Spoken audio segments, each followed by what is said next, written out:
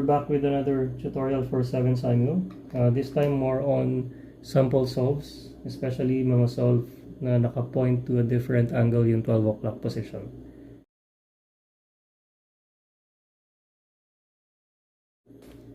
Okay, so this is the scramble. So for this particular scram, this face, again, we need to look for a good M1. Yeah, yung priority natin is solved M1. For this side, walang magandang M1 to start with dahil malayo yung any edge to the center clock. For this side, I already noticed this. So meron agad solved yung D edge with the center clock. Start of memo. Notice that nasa left naka-point yung 12 o'clock. So M1, this clock to this clock. How many moves to match? 0 because solved na. 0 or same as the 12 o'clock position, we memo that as O. Or again, you can use any letter. Memorize M1 as O. First part of M2, this clock to this clock. How many moves? So this will do 2 moves. 1, 2. Yeah. Again, flip back. Apply 2 moves here. So we do 1, 2. It will go to this clock position. This clock needs to go to that imaginary clock. So this clock to this position, imaginary clock position, how many moves? 0. Yeah. So yung M1 is 0 or O, yung M2 is 0 or O then. So this is a very lucky case. So M1 and M2 is OO, meaning you will not do anything later sa M1 and M2. For M3, we flip back. For M3, ito yung clocks na titignan. So this clock to this clock, how many moves? 3. 1, 2, 3. Flip back. M4. For M4, this clock to this clock, how many moves? So 1, 2 to match this clock position. So M3 is 3 moves or C. M4 is 2 moves or ano yung 2 sa letter scheme, that's B. So M1 and M2 is OO. M3 and M4 is CB, or I will memorize that as OO SIB. Okay, so we go straight to M5. So for M5, this clock to this clock. How many moves to match from this clock to this clock? So negative 1, negative 2, negative 3, negative 4 moves. So that this clock matches this clock. Apply negative 4 moves here. So negative 1, negative 2, negative 3, negative 4, it will go here. How many moves now from this clock to this clock position? So 1, 2, 3, 4, 5 moves. 5. Flip back. Apply 5 moves here. This clock will go 1, 2, 3, 4, 5. It will go here. So again, how many moves for this clock to match this imaginary clock? So let's count 1, 2, 3, 4, 5, 6. 6 moves. Apply 6 here. This clock will go 1, 2, 3, 4, 5, 6. Yan. So exactly to what clock position this points to? Yan. This is 12. Okay, kasi nag-point siya sa 12. So if 12 is on top, this is 12. Nakagantong angle lang. So 12 in our memo or letter scheme, that's O. So far, yung ating memo, M1 and M2 is OO. M3 and M4 is SIB, CB. M5 is O. So for M6, so again, M6, this clock, how many moves for this clock to match this clock? 1, 2, 3, 4, 5, 6 to match this clock.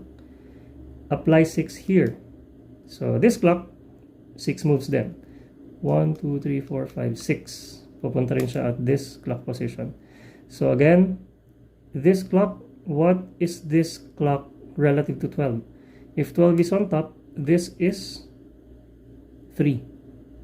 So I'll go back to this grip. So this is 3 relative to the 12 o'clock position. Remember that 3. Flip back. So we apply 3 at this clock. Apply 3 moves. So 1, 2, 3. It will end up at this clock position. How many moves from this clock to this clock position? So it needs to do negative 1 move. Apply negative 1 here. sa clock na to.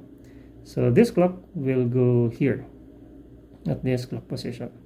How many moves from this clock to this clock position?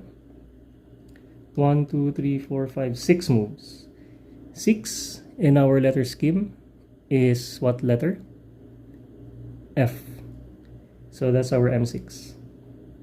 So remember, M1 and M2, OO, M3 and M4, CB, M5 and M6, OF. Remember the whole memo part as OO SIB off. For M1 and M2, when we execute 3 pins up, right? Pero yung M1 and M2, OO. We do not need to do any steps dahil OO siya. 0, 0 yung turns. So nothing to do here, nothing to do here. That means we can already skip to execution of M3 and M4. So we can already push these pins up and then go straight to executing M3 on the upper left dial. So our M3 is C. So we do C or 3 moves. 1, 2, 3. And then we execute M4 on the UR dial. Our M4 is B or 2 moves. So 1, 2. And then again, you will know that M3 and M4 have been executed correctly if this clock matches this clock. If the L and U clocks, they match. Which in this case, they match. Okay. Next part is intuitive part. So we need to do this left block here. So the R pin is up. Match this clock. Itong UL clock. Match it with the U and L edges using this dial, yung UL dial. And then match the center clock with the U and L edges using this DR dial rather, using the DR dial. So from this point onwards, I will show simultaneous moves para pwede nyo na rin practicein. This one is a bit challenging dahil medyo maraming moves required. But it comes with practice. Yeah. So you can do simul moves to create the blocks. Yeah. So the block is already solved. Now we execute yung ating last pair. So slash yung pins. So UL pin and DR pins are up. Since M5 is O, we do not need to do anything with the UL pin. M6 na lang yung i-move natin, which is F, and to be executed on the UR dial. So F for 6 moves, so we execute it here. So 1, 2, 3, 4, 5, 6.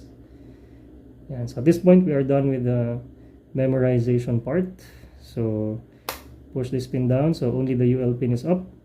We match the block with the D edge, and at this point I will also do a simul turn. So while matching the block to the D edge, I will also match the DL clock with the D edge using this dial naman yung nasa upper right. So basically it would look like this. Oops, yan.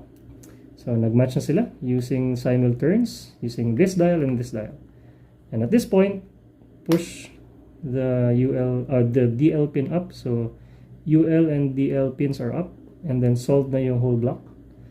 Yan, we match this whole block naman with this edge, yung R edge. Yan, and while matching the whole block with the R edge, we can also match this dial or this clock rather, yung DR clock, to match this R edge using this dial. So pwede rin mag-simul turns. Yan. So simul turning, na-solve na sila lahat. Yan. And then last intuitive part. So push this pin up. So only the UR pin is down. Again, we can do simul turns. Point everything to 12. Yung 12 natin is here sa left. So point everything to 12. When we flip back, it should be solved.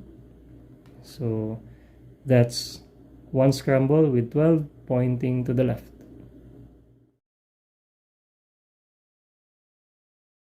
Scram 2, again, we try to look for a good M1 case. For this side, walang solved na edge with the center clock. For this side, I already saw one, okay, which is this edge solved with the center clock. So again, M1 from this clock to this clock, how many moves for this clock to match this clock? 0. So M1 is 0 or O. Then M2, this clock to this clock, how many moves? So I will not count anymore, just try to visualize. This clock to this clock is 6 moves. 6. Flip back. This clock applies 6 here. Where will this clock go with 6 applied to this clock? It will go directly sa opposite. So, itong clock na to.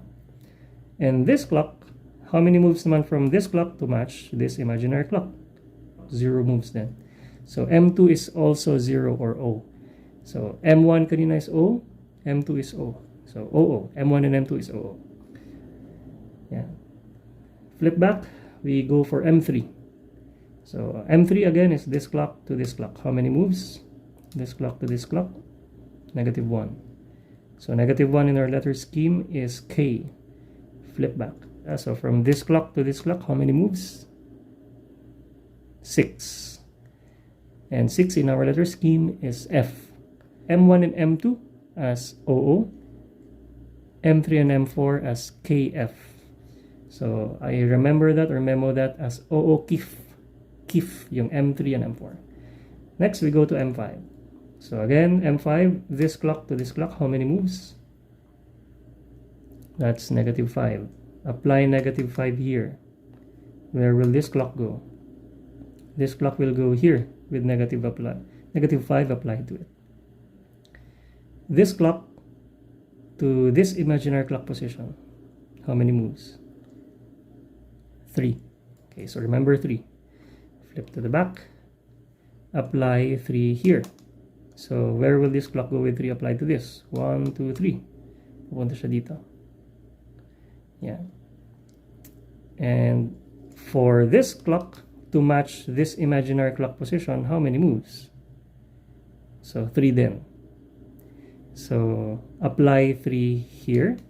Where will this clock go? So, 1, 2, 3. It will go here.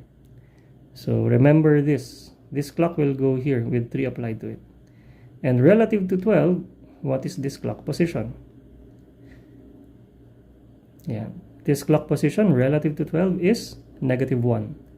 Yeah, so I will just temporarily flip like this para makita that this clock position is -1 relative to 12. If 12 is on top, this is -1. So I will go back.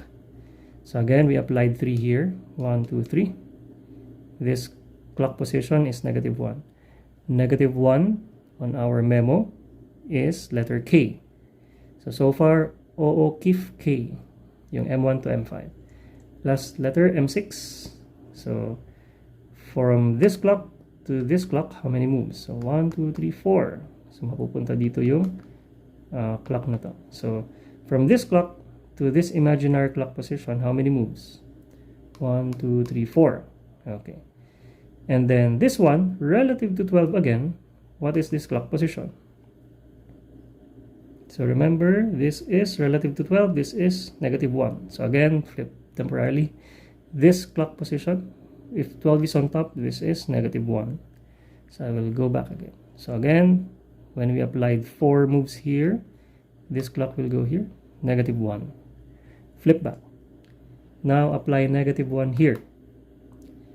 Yan. So this clock will go here sa clock position na to. And for this clock to match that imaginary clock position, how many moves? 0. So we apply 0 to this clock. So hindi siya mag-move. Now, how many moves from this clock to match that clock? 1. 1 or A. So yun na yung M6 natin. So recalling M1 and M2, OO. M3 and M4, KF, M5 and M6, KA. So for my memo, it will be OO KIF Ka. Then we execute. So for this part, I will not push this pin up anymore. Or we can actually set it up during inspection following the regulations right now. So we can skip M1 and M2 dahil OO yung memo natin, or 0, 0 moves. So nothing to do here, nothing to do here for M1 and M2. So I will already skip to M3 and M4. So again, M3 and M4, these two pins are up, UR and DR pins are up. Our M3 is K, so we execute it here. K is -1. And our M4 is F. We execute it here. F is 6 moves. So 6 moves. And again, you know that your memo and execution is correct kapag nagmatch again yung U and L edges. So nagmatch sila. So correct. Yeah, so again, block building part, intuitive part. Accidentally nag-skip, nag-match na itong UL clock, so nothing to do there. I will only fix this center clock to match the whole thing using this DR dial. Okay, and then slash pin, so UL pin and DR pin are up, pins are up. We execute M5 and M6. Our M5 and M6 is K. So K or -1 move here sa UL dial. And then A or 1 move dito sa UR dial. At this point, we are done with our execution of the memorized pairs. So we push this pin down, only the UL pin is up. So match the block using the UL dial. Match this corner or DL clock to this edge using the UR dial. So I will do it simultaneously. Yeah, so nag-match na. Everything is solved. Yeah, so next thing, UL and DL pins are up. Yeah, so using the UL dial, match the whole block to the R edge. And at the same time, using the UR dial, match the DR clock with the R edge. So simultaneous moves. Okay, so everything is solved except this clock, yung nasa UR clock. So push this pin up, so only the UR pin is down, and we can point everything to 12. So we can do it simultaneously. So everything's pointing to 12. When we flip back, it is also solved, so pointing to 12. So that's with 12 on the bottom sa memorization part.